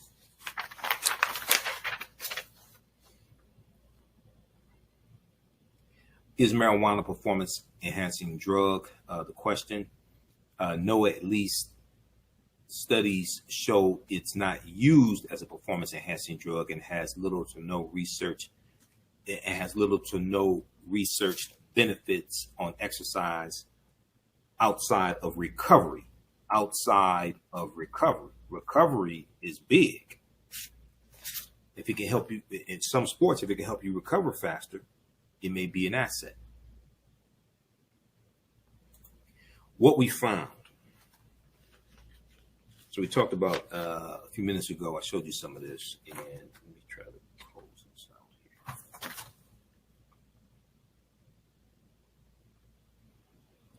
So what we found, okay, the drug is banned on race days, but not on days outside of competition, as we said. 11:59, after 11:59 p.m. on the day before the race through the competition, you can't use marijuana. Before that, you can.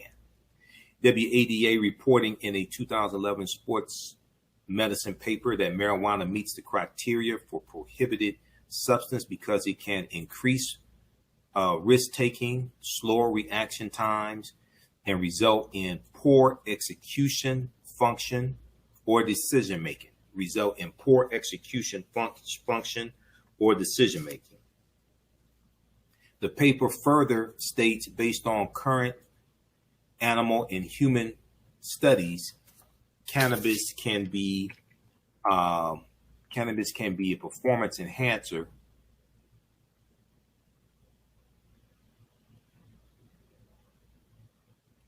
Cannabis can be performance enhancing for some athletes and sports disciplines, depending upon the sport. And finally, use of illicit drugs that are harmful to health and that may have performance enhancing properties is not consistent with the athlete as a role model for young people around the world. Okay, so they said, note that the paper's from 2011. Now,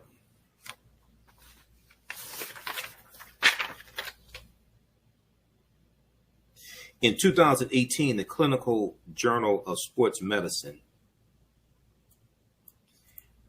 produced research stating, although evidence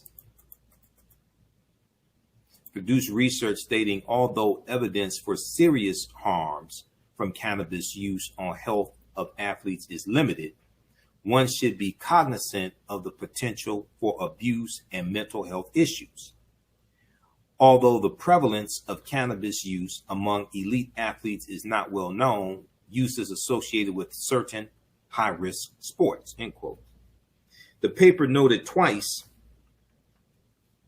there is no evidence for cannabis use as a performance-enhancing drug, and there is no direct evidence of performance-enhancing effects in athletes. The paper lists 5 authors, including Dr. Alan Vernick. Now, Vernick is the medical director of the World Anti-Doping Agency. Now, the research states prevalence of cannabis among athletes may involve self-report or detection of cannabinoids during drug testing, which can lead to underreporting or risk of bias in self-reporting. Self-reported cannabis use among NCAA athletes was predominantly for social or recreational purposes, and only 0.6% stated that the use of cannabis was primarily for performance enhancing purposes. The study further states that marijuana was used second to alcohol among athletes. The study showed when two groups were split, one given marijuana and the other a placebo before athletic trials, cannabis, quote, increased heart rates, blood pressure, quote, but reduced physical work capacity. There are very few studies on the effects of marijuana as performance enhancers. However, there's evidence athletes use it to help with relaxation or recovery. See, that's what I was talking about. There are very few studies on the effects of marijuana as a performance enhancer. However, there's evidence athletes use it to help with relaxation, taking the edge off if you suffer from anxiety, or recovery, recovering from workouts, etc. Okay, so that is a type of performance enhancer. If it helps you relax so you can perform better, that's a performance enhancer. This doesn't mean that it has to help you jump higher or run faster. If it helps you calm down so you can perform because you suffer from anxiety, that's a performance enhancer. It helps you, enhances your performance.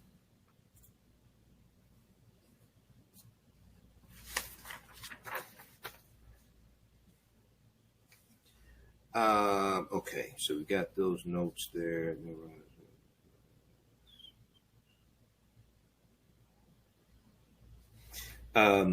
Page 5, 2020 research. Finally, in a 2020 research paper from the National Library of Medicine, authors note cannabis, quote, does not act as a sports performance enhancing agent, and cannabis consumption prior to exercise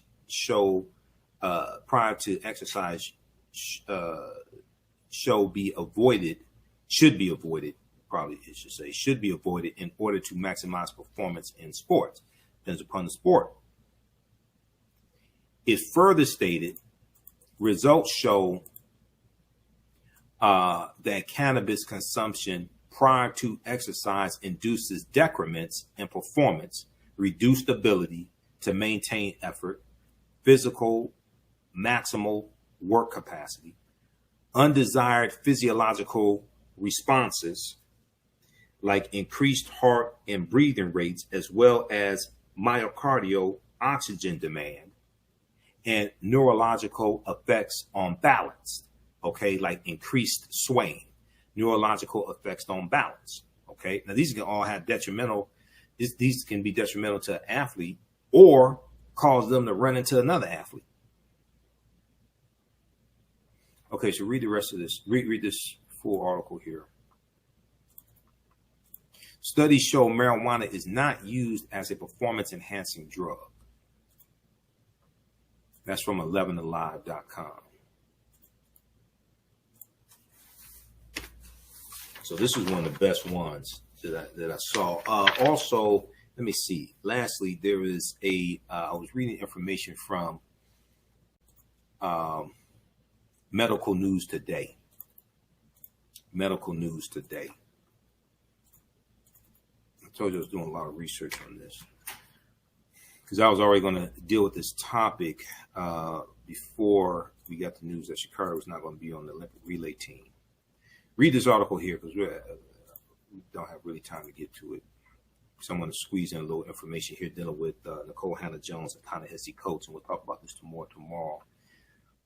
This is from medicalnewstoday.com. Habitual cannabis use alters brain oxygen. Habitual cannabis use alters brain oxygen. Tetrahydrocannabinol, THC. Tetrahydrocannabinol, the main active ingredient in cannabis, is linked to changes in how oxygen travels through the brain. This may correlate with changes in brain functions in the long term, a new study argues.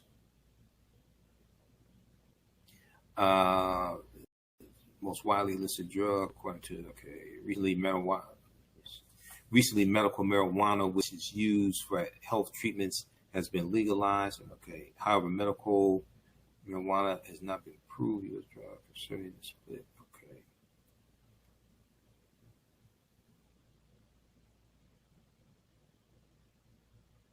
Cannabis use impacts blood's brain flow. They talk about the study here.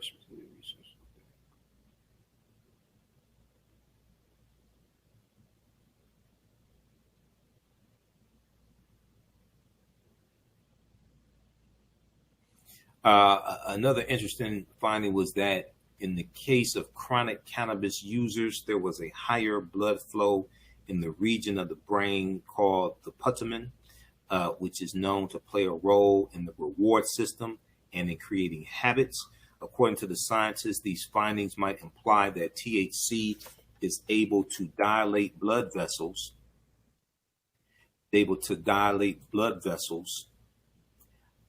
thus increasing blood flow, or that new blood vessels are forged. This deals with oxygenation, which is what the article from 11 Live was talking about as well.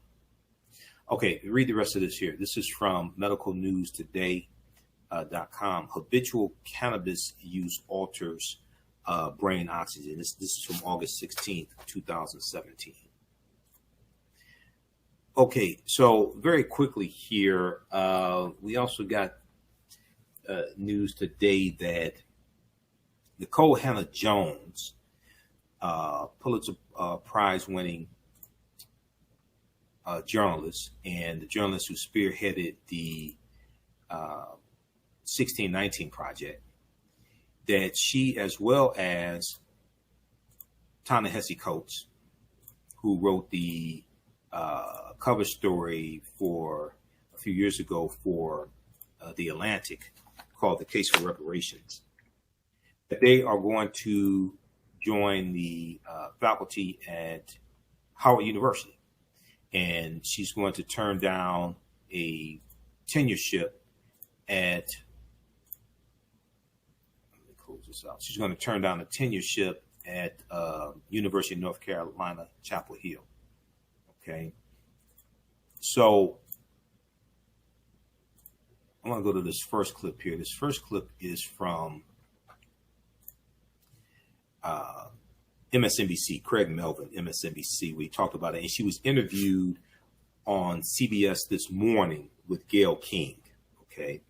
So I want to go to this clip, and I think this is a really powerful move because, one, you are helping to empower HBCUs, and I think there are going to be other professors who are looking to go to HBCUs and teach at HBCUs. And the way that these white male conservatives at the University of North Carolina, Chapel Hill, the way they treated her was just totally disrespectful. Okay. So I can understand her not wanting to, that's her alma mater.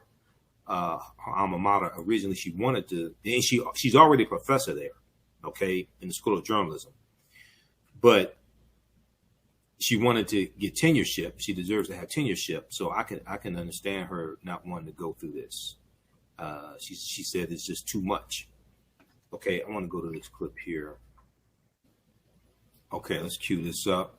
Nikole Hannah-Jones and Ta-Nehisi Coates are both set to join Howard University's faculty.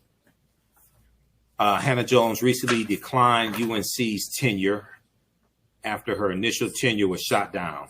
Prestigious universities just made two huge additions to its faculty. Pulitzer Prize-winning journalist Nikole Hannah-Jones and acclaimed author and journalist Ta-Nehisi Coates are heading to Howard University in Washington, D.C. Jones will become a tenured professor and take on the role of the newly created Knight Chair in Race and Investigative Journalism. Coates is set to become a faculty member at the College of Arts and Sciences. Jones won a Pulitzer for her work on the 1619 Project for the New York Times. And her move to Howard comes after she declined an offer for tenure from the University of North Carolina.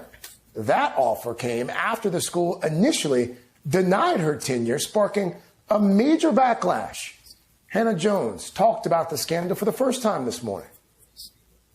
This was a position that since the 1980s came with tenure.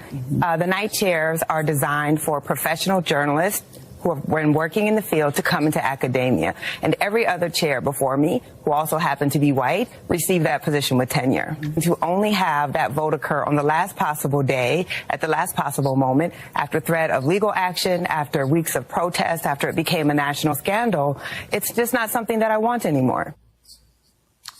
UNC's loss, Howard's gain.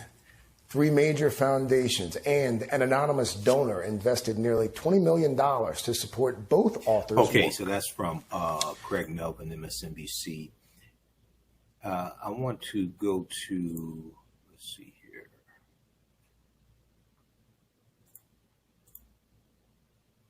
Let's look at...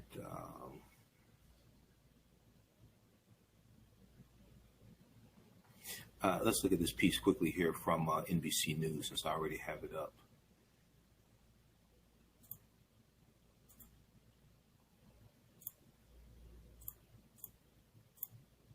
Nikole Hannah-Jones declines UNC's tenure offer for a position at Howard University. Now, Pulitzer Prize winning journalist Nikole Hannah-Jones has turned down a tenure offer from the University of North Carolina, Chapel Hill, and will instead accept a faculty position at Howard University, the historically black college, the historically black institution of Washington, D.C. Now, she made the announcement on Tuesday in an interview on CBS This Morning with Gayle King. She said she decided to decline the offer of tenure from UNC, her alma mater. She said, it's a difficult decision, not a decision I wanted to make. Instead, I'm going to be the inaugural night chair in race and journalism at Howard University. Now, and this, she was on, we'll talk some more about this tomorrow. She was on, she and Ta-Nehisi Coates were on the Readout with Joanne Reed today. So we'll share that interview with you tomorrow. She will join acclaimed writer Ta-Nehisi Coates as a faculty member at the university. The school announced Ta-Nehisi Coates will be a faculty member at the flagship College of Arts and Sciences, and Nikole Hannah-Jones will be a tenured faculty member of the Cathy Hughes School of Communications.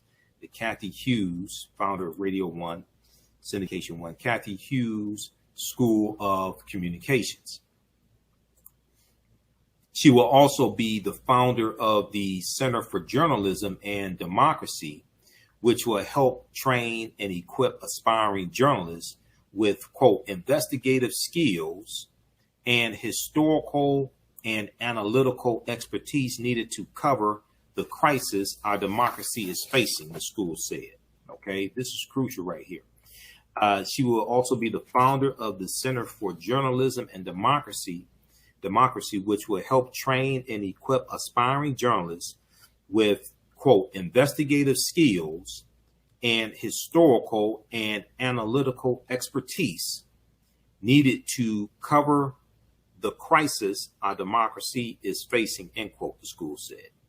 Now, the announcement came weeks after UNC trustees initially denied tenure in Nikole Hannah-Jones' appointment as a professor at the Hussman School of Journalism and Media when conservatives condemned her hiring.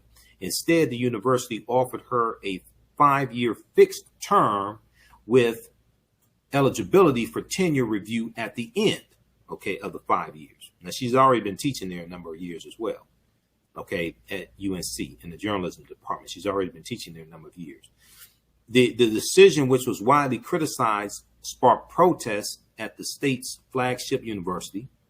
Nikole Hannah-Jones' legal team said she would not join the faculty without, quote, without the protection and security of tenure, end quote. Now, university trustees last Wednesday voted 9-4 to approve tenure for Hannah-Jones, a renowned journalist and winner of a MacArthur Fellowship known as a, quote unquote, genius grant. Okay, and Ta-Nehisi Coates also won the same award as well. She explained Tuesday why she decided to reject UNC's offer. She said, every other chair before me, who also happened to be white, received that position with tenure. received that position with tenure. Quote, and so to be denied it and to only have to vote and to only have that vote occur on the last possible day at the last possible moment, after threat of legal action, after weeks of protest, after it became a national scandal, is just not something that I want anymore, end quote. She also said, now this is very important, she also said she could not work at a journalism school named for Walter Hussman Jr., a newspaper publisher whom she described as, quote, a man who lobbied against me, who used his wealth to influence the hires and ideology of the journalism school, who ignored my 20 years of journalism experience, all of my credentials, all of my work, because he believed that a project that centered Black Americans equaled the denigration of white Americans, the 1619 project she's talking about. Okay, so the Hussman School of Journalism is named after Walter Hussman Jr. Okay, and she's taking exception to his opposition to her. In a statement on Tuesday, Howard University President Wayne A.I. Frederick said he was honored to have Nikole Hannah-Jones and Ta-Nehisi Coates, quote, two of today's most respected and influential journalists, end quote, join the university's faculty.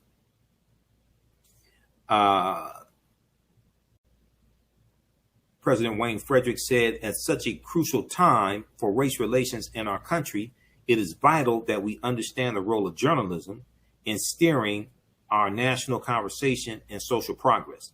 Not only must our newsrooms reflect the communities where they are reporting, but we need to infuse the profession with diverse talent. Now, Ta-Nehisi Coates is a Howard alum and a 2015 MacArthur winner. He said there was, quote, no higher personal honor, end quote, than his faculty appointment at his alma mater. He is best known as the writer of the 2014 The Case for Reparations in the Atlantic and the author of the best-selling book Between the World and Me, which was a letter to his son about growing up as an African-American man in the U.S. And we know Nikole Hannah-Jones spearheaded the 1619 Project, which examines the consequences of slavery in the United States. That project has been assailed by some conservative critics, including those on the board at UNC. And she has faced staunch criticism since its release in 2019. The 1619 Project is named after the year in which a ship, the White Lion pirate ship, carrying 20 to 30 enslaved Africans arrived in then the British colony of Virginia. It holds that America was truly founded in 1619 when the first enslaved people were brought to the colonies, not in 1776. Okay, so read this article here from NBC News. Nikole Hannah-Jones declines UNC's tenure. Nikole Hannah-Jones declines UNC's tenure offer for position at Howard University. Okay, you all were able to hear the clip that I played, right? You should have been able to hear that. Okay. And the tweet that Howard put out today, I'm going to pull that up here. The tweet that Howard put out today, it talked about them teaching the next generation of journalists.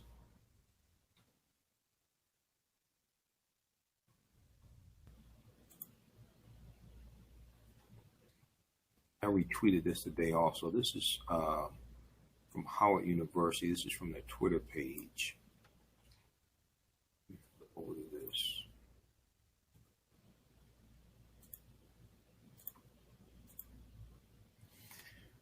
Howard University on Twitter. Howard University is proud to announce Nikole Hannah-Jones, a Ta-Nehisi coach, will join the HU faculty to help educate the next generation of Black journalists. The appointments are supported by nearly $20 million donated by 4 donors. Okay, so that's huge right there. All right, that's a power move. That's a Black power move right there. They're taking their talents to HBCU as opposed to a predominantly white institution. Okay, that's a Black power move.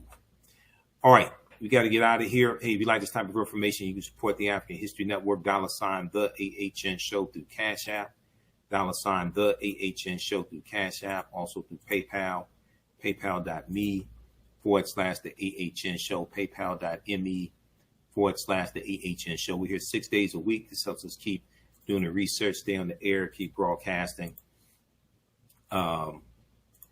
And then also at our website, AfricanHistoryNetwork.com. This is our official Cash App account, $TheAHNShow, SHOW, through Cash App. Okay, $TheAHNShow.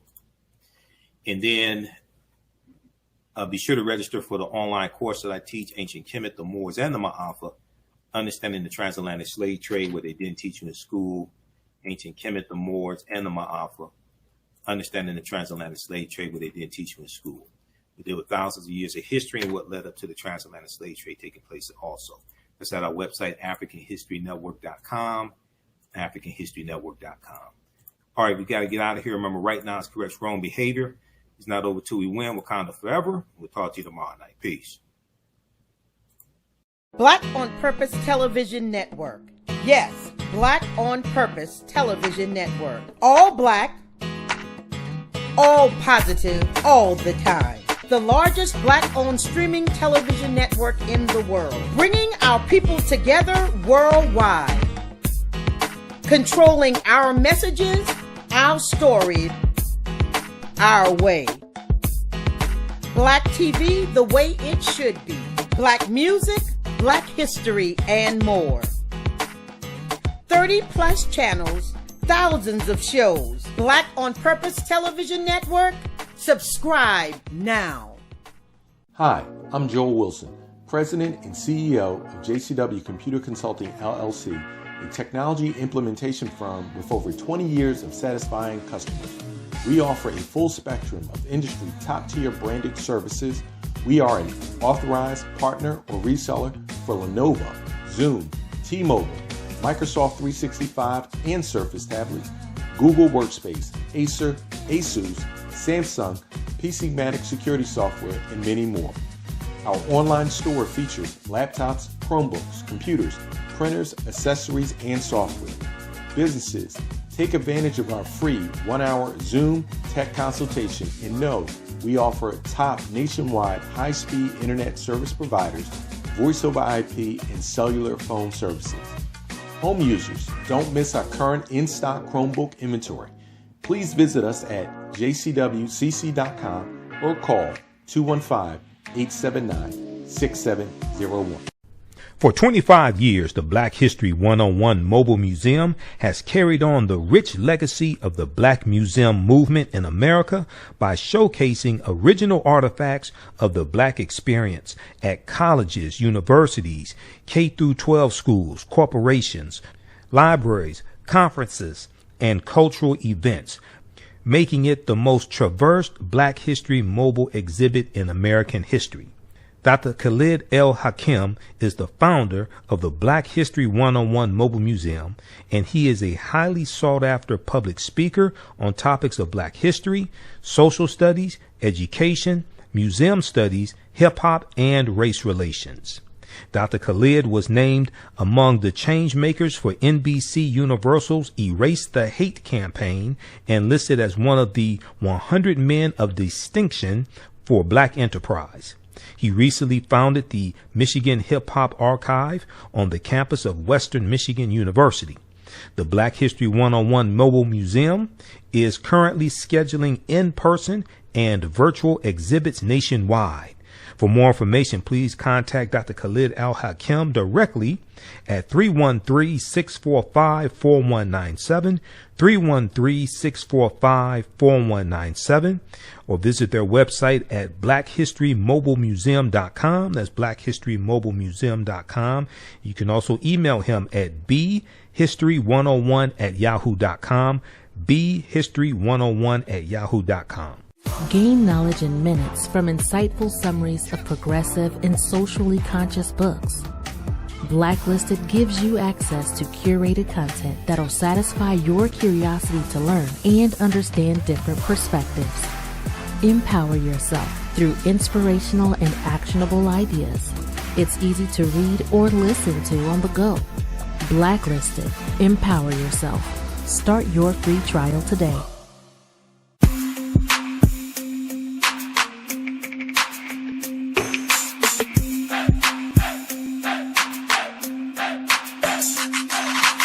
Are you getting ready for fall or winter?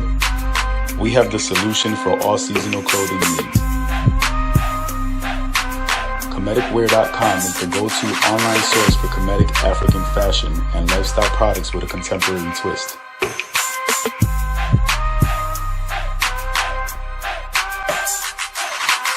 We're committed to offering unique styles reflecting our African heritage.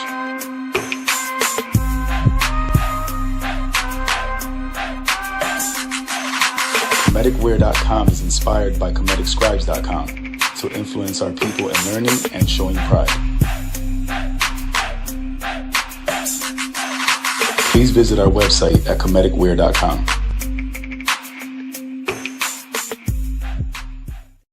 We all know the cannabis industry is headed toward an uprise in the past decade. What happens when there is a brand that brings this uprise in a blow? The cannabis industry welcomes her uprise. Hustle her hemp. Delivering excellence with pride is her watchword, and how you choose to embrace it makes it a priority. From cultivating rich cannabis into exquisite and tastefully finished CBD products to delivery, Hustle Her Hemp leaves no stone unturned. Hustle Her Hemp's mission is to empower women of color by building business and creating legacies, uniting beauty, health, and business. We are a pure definition of how we want the CBD industry to become in the future. While we are redefining innovation, we bring the same energy to improving the quality of life. Hustle Her Hemp is the new uprise.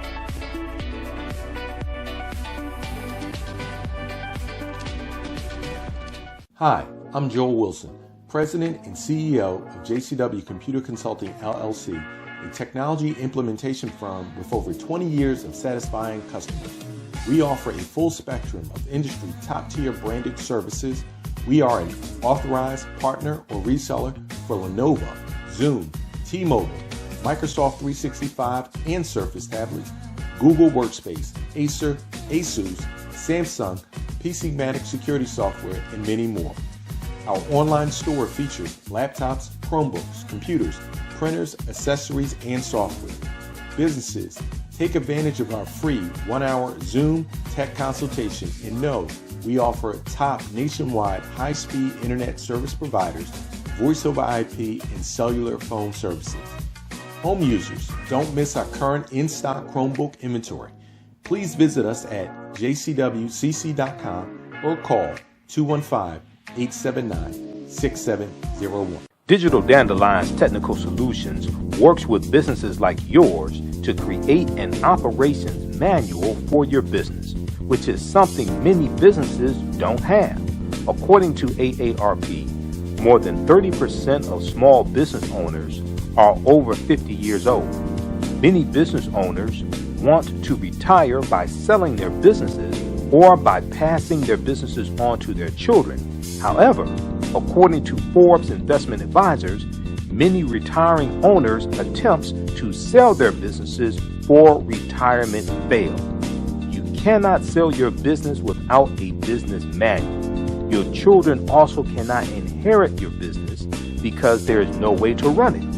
Your business does not have to die when you leave. Their business Bible products will give you the tools you need for a thriving business that can make you money